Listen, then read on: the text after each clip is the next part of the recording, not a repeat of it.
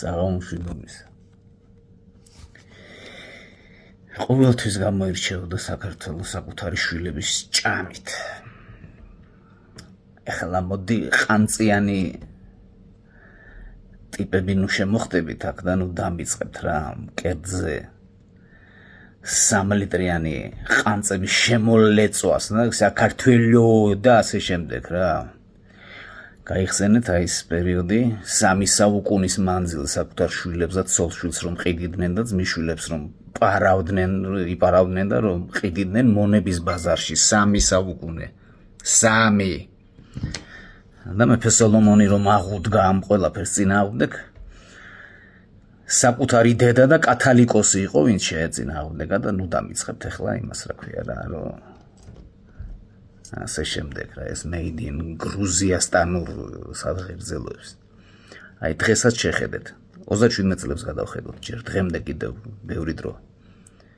თუ ვინმე კარგი იყო მწერალი კომპოზიტორი დარბაისელი ადამიანი მწერალ კომპოზიტორ რეჟისორებზე არქიტექტორებზე და ქიმიკოსებზე და ასე შემდეგ არ მაქვს საუბარი აი ვიზუალურად თუ ვინმე კარგი იყო ყველა დახოცეს საკუთარმა მეგობრებმა კიდევ ერთხელ და კიდევ მრავალჯერ ვიტყვი რა მოკლეს მიხა ხელაშვილი გააქციეს ქაფუცა ჩოლოხაშვილი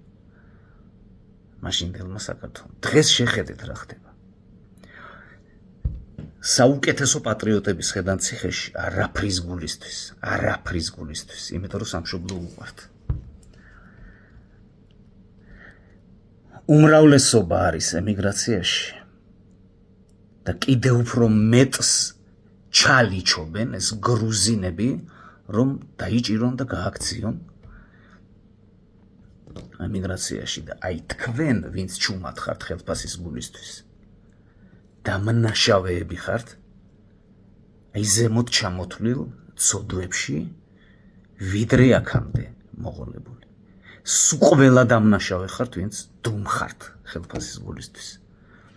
აი ისე იყავით როგორც თქვენ აირჩიეთ რა